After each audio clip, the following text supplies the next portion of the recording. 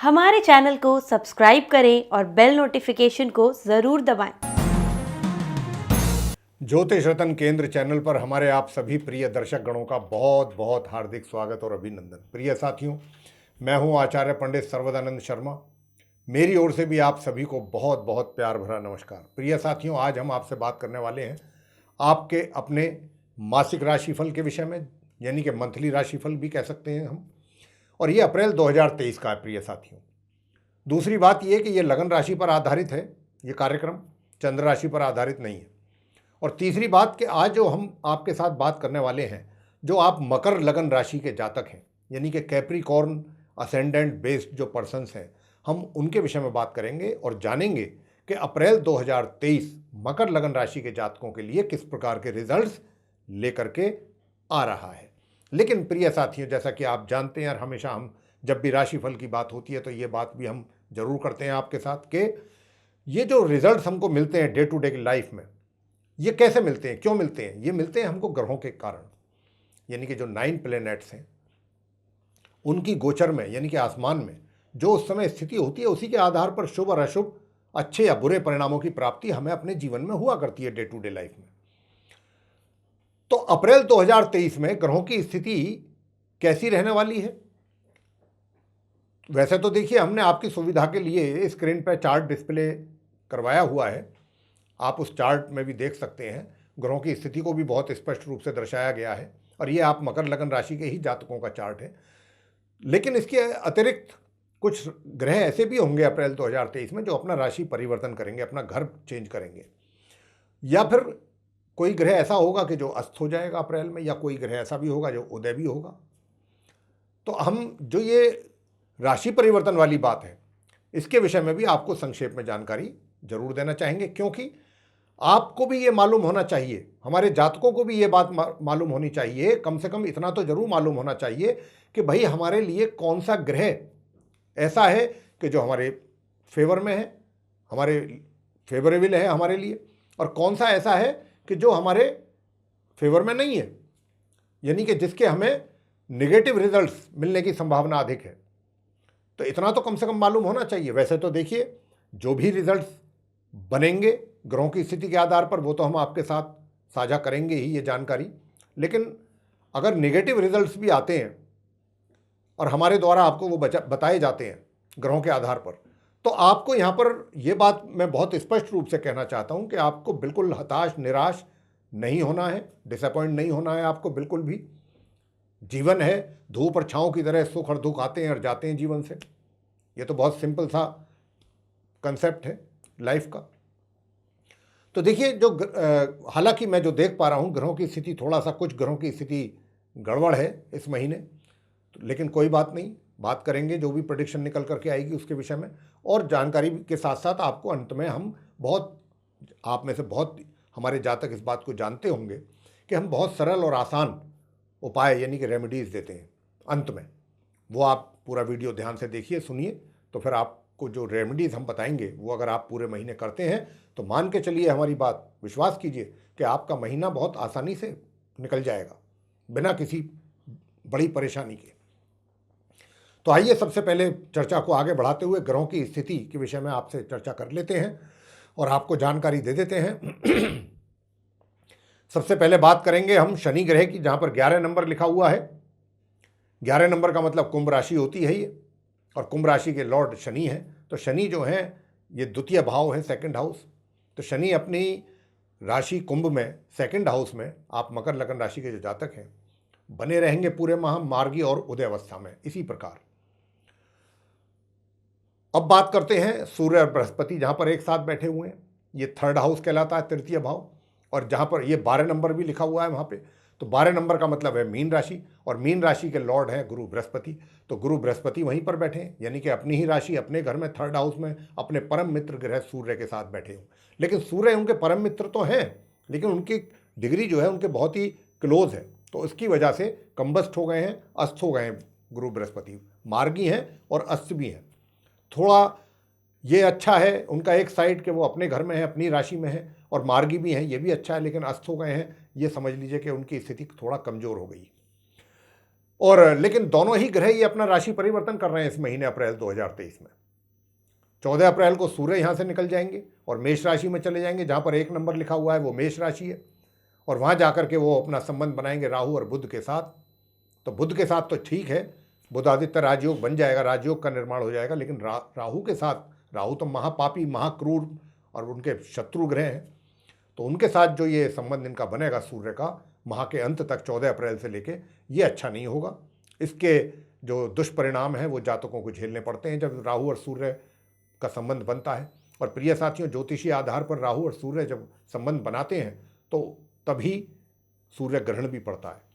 और क्योंकि 14 तारीख को हमने बताया कि वो आ रहे हैं मेष राशि में, और 20 अप्रैल को सूर्य ग्रहण भी है, तो यहाँ पर जो सूर्य की स्थिति है काफ़ी कमज़ोर हो गई है। कहने को तो वो अपनी उच्च राशि में आएंगे 14 अप्रैल को, मेष राशि उनकी परम उच्च राशि है, लेकिन उच्च राशि में होते हुए भी बहुत ही विक्टिमाइज हो जाएंगे, वो पीड़ित रहेंगे राहु से, तो बहुत स्थिति कमज़ोर रहेगी सूर्य की। लेकिन कोई बात नहीं, सारी बातें होंगी आपके साथ।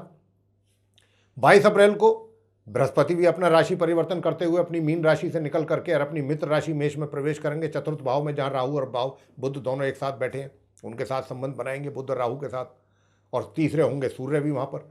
तो ये 22 अप्रैल से और 30 अप्रैल के बीच में ये चतुर्ग्रही योग बनेगा, 4 ग्रहों का योग 4th हाउस में आपके मकर लगन राशि के जातकों के।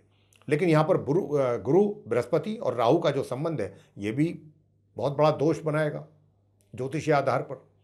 इसके भी परिणाम जातक को अच्छे नहीं प्राप्त होते हैं, ये दोष है, और ये है चांडाल दोष कहलाता है। और बृहस्पति का बुध के साथ संबंध भी अच्छा नहीं है, लेकिन चतुर्ग्रही योग है, कुछ अच्छे हैं, कुछ विपरीत परिणाम मिलेंगे देखने को, लेकिन जो मिलेंगे वो तो आगे चर्चा होगी, उसके विषय में बात करेंगे। अभी तो हम ग्रहों की स्थिति से आपको अवगत करा रहे हैं। अब बात कर लेते हैं राहु की। राहु पूरे महीने इसी राशि में बने रहेंगे, काफ़ी टाइम से बने हुए हैं अपनी शत्रु राशि मेष में, आगे भी कई महीनों तक बने रहेंगे ये इसी चतुर्थ भाव में अपनी शत्रु राशि मेष में, अपने मित्र बुध के साथ बैठे हुए हैं। और बुध भी जो है पूरे महीने इसी राशि में रहेंगे अपनी समराशि मेष में, अब मित्र ग्रह राहु के साथ। और जैसा मैंने कहा कि 14 तारीख से सूर्य का भी साथ मिलेगा इनको, और 22 तारीख से बृहस्पति भी आ जाएंगे, और बृहस्पति 30 अप्रैल को पूर्व में उदय भी हो जाएंगे, लेकिन बिल्कुल अंतिम डेट में जाके उदय होंगे गुरु बृहस्पति। आगे बात करेंगे शुक्र की। शुक्र जहाँ पर 2 नंबर लिखा है वो वृषभ राशि कहलाती है, शुक्र की अपनी राशि है, उसके लॉर्ड हैं शुक्र, तो वो अपनी राशि में पंचम भाव में बैठे हुए हैं 5th हाउस में।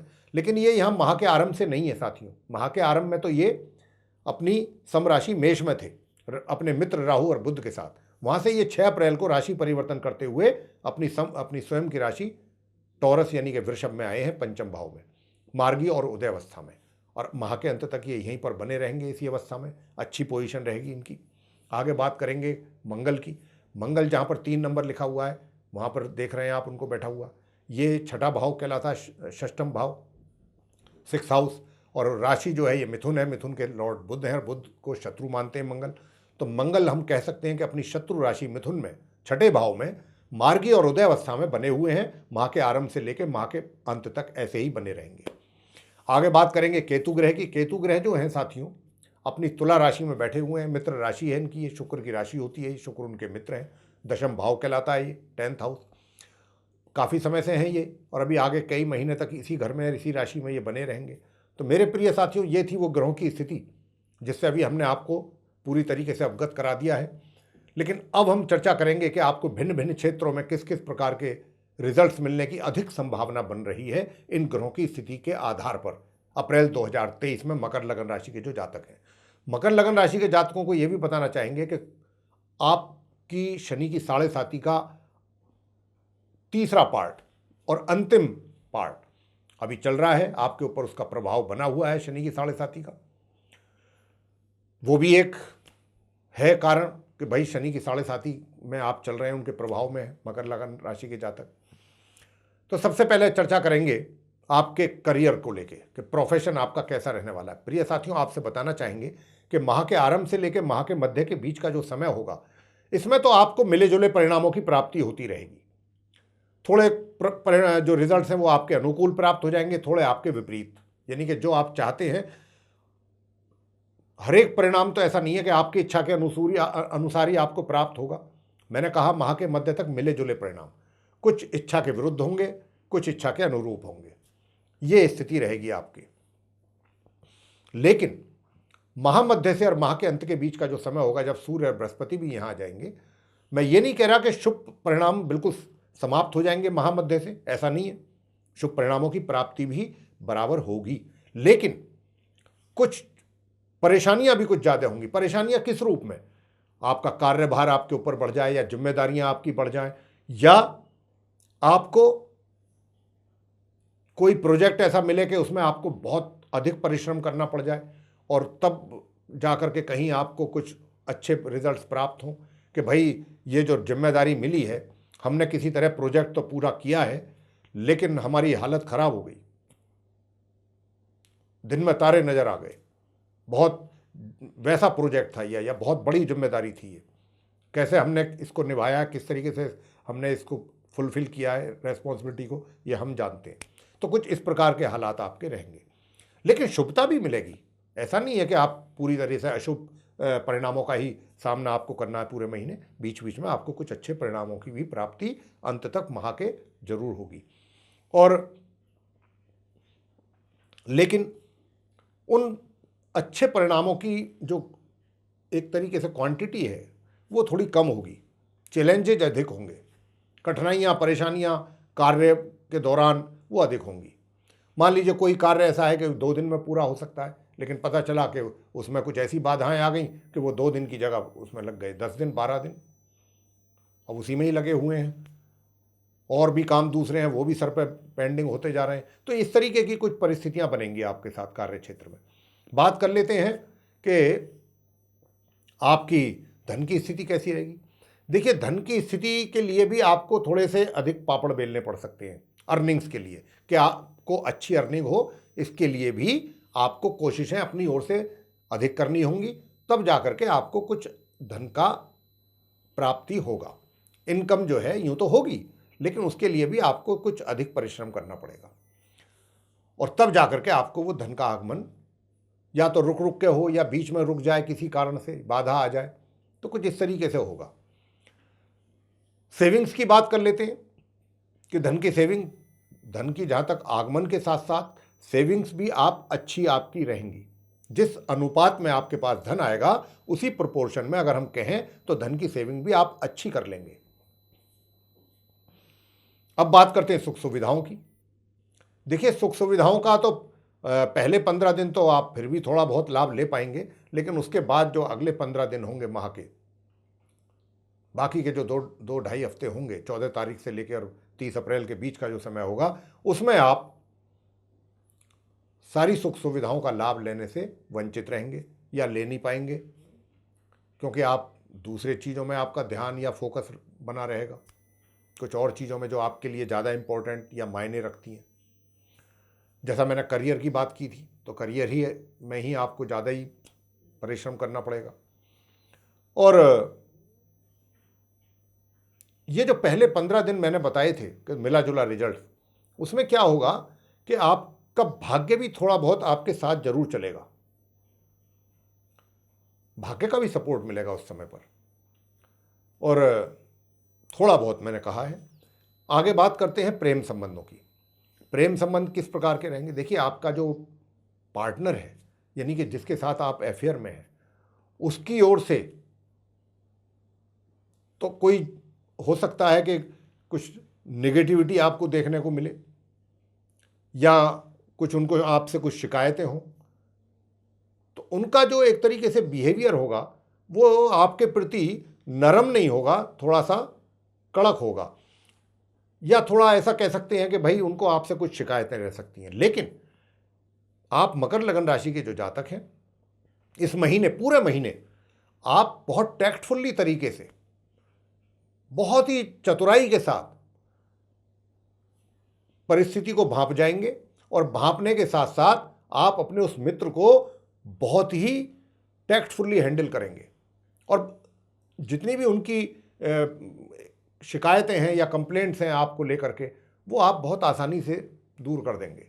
जो उनकी गलतफहमियां हैं वो भी दूर कर देंगे, और उनको नॉर्मल करने में आप बहुत ही मतलब गजब का अपना आईक्यू लगाएंगे और अपनी जितना भी बुद्धि है, लेकिन आप सफल हो जाएंगे और अच्छी तरीके से मित्र को अपने कॉन्फिडेंस में फाइनली ले ही लेंगे।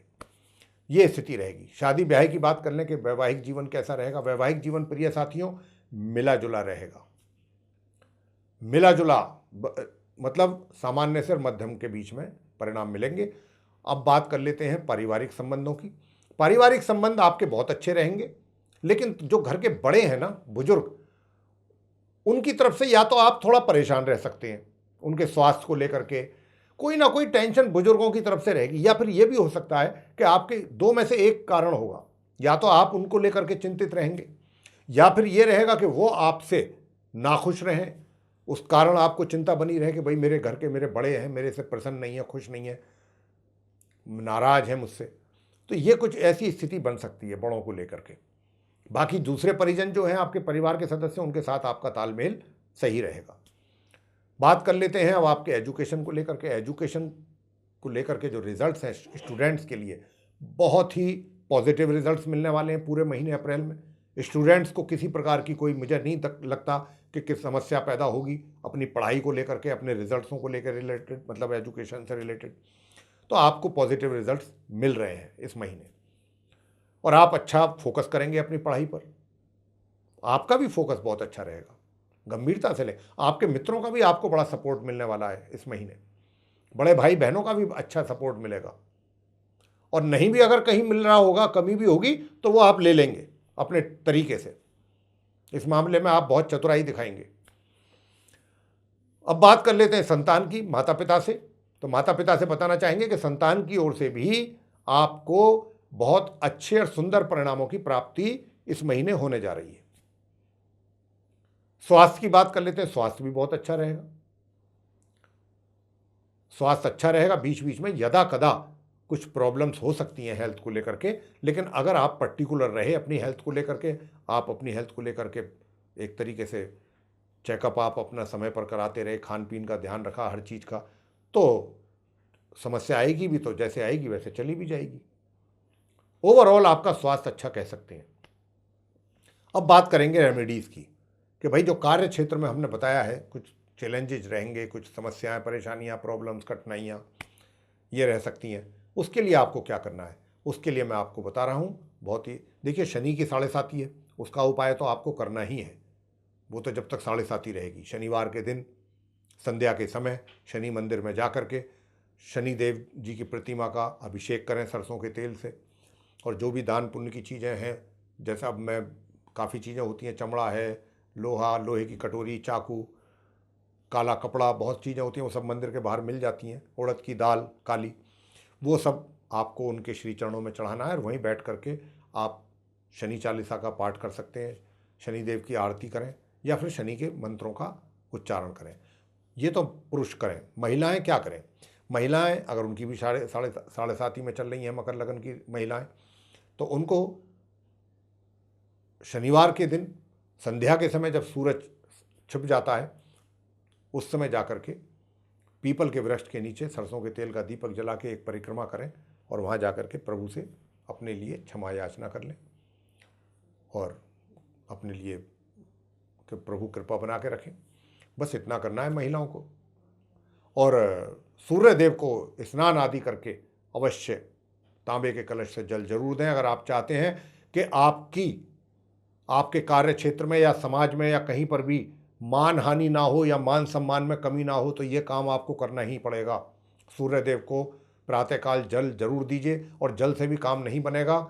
आप सूर्य का आदित्य हृदय स्तोत्र का पाठ करें, और 20 अप्रैल को सूर्य ग्रहण पड़ेगा, उस दिन सूर्य से संबंधित चीज़ों का दान करें। सतनाज का दान कर सकते हैं, गेहूं का दान करें, जौ का दान करें, ये आप दान करिए।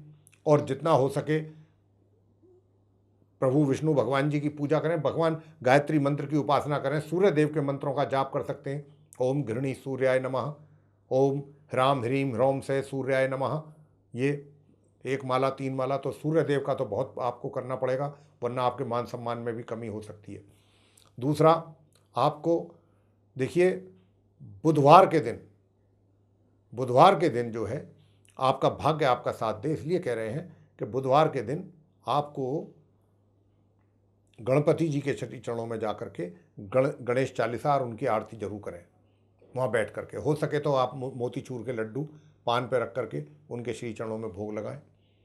और तीसरा उपाय आपने करना है कि माँ चंडी का स्तोत्र का पाठ अवश्य करें नित्य प्रतिदिन। तो देखिए आपकी बहुत समस्याएं सॉल्व हो जाएंगी। और अगर आप ये चाहते हैं कि धन का आगमन भी सुचारू रूप से होता रहे, उसमें किसी प्रकार की कमी या कोई बाधा ना आए, तो मंगलवार के दिन हनुमान जी के मंदिर में जाकर के बेसन के लड्डू का प्रसाद चढ़ाइए हैं, जाकर के सरसों के तेल का वहाँ उनके प्रतिमा के आगे दीपक जलाएं और वहाँ बैठ के हनुमान चालीसा का पाठ भी कर लेंगे तो भी समझ लीजिए कि बहुत आपने उपाय कर लिया। तो ये है वो उपायों के साथ प्रेडिक्शन मकर लगन राशि के जातकों के लिए। आपको पसंद आई तो आप इसको लाइक जरूर करें, चैनल को भी सब्सक्राइब करना ना भूलें।